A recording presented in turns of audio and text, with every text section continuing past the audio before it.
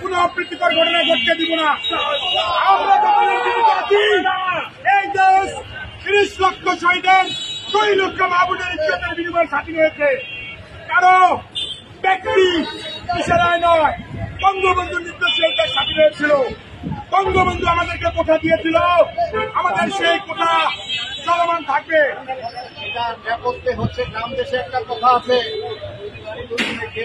সাজা, এটার মূল নীতি যেখানে নিহিত।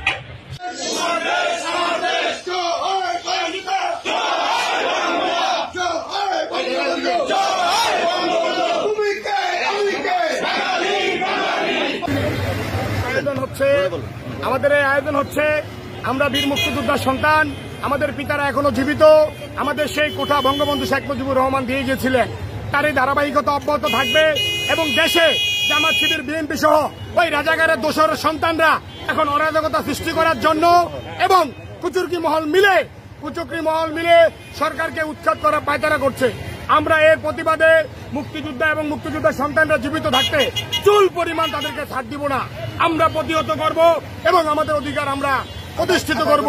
যতক্ষণ পর্যন্ত আমাদের অধিকার আদায় না হয় আমরা রাজপথ থেকে আন্দোলন করে যাব। ধন্যবাদ। এই দেশের মুক্তিদের সন্তানরা কোটা ছিল, থাকবে, এটাই তো আমাদের দাবি। তার কারণ যারা প্রতিবাদ করছে কোটার বিরুদ্ধে, তারা এই দেশের স্বাধীনতার বিরুদ্ধে সন্তান। তারা বাবারাও এই দেশের স্বাধীনতার পক্ষে ছিল না, তারাও এই দেশের পক্ষে নাই, তাই তাদের এই দাবি করার কোনো অধিকার নাই। আমরা তাদের এই প্রতিবাদ করি এবং তাদেরকে ঘৃণা জানাই। জাতির শ্রেষ্ঠ সন্তানরা এই স্বাধীনতা অর্জন করেছিলেন, তাদের উত্তরাধিকার হিসাবে আমরা মুক্তিযুদ্ধের ধারাকে লালন এবং বহন করি। আমাদের কর্মক্ষেত্রে যদি আমরা অবস্থান না করি, তাহলে স্বাধীন সার্বভৌমত্ব এই বাংলাদেশকে আমরা কিভাবে অক্ষুণ্ণ রাখবো? সেই ধারাবাহিকতা রক্ষার জন্যই আমরা কোটা প্রথা বহাল চাই।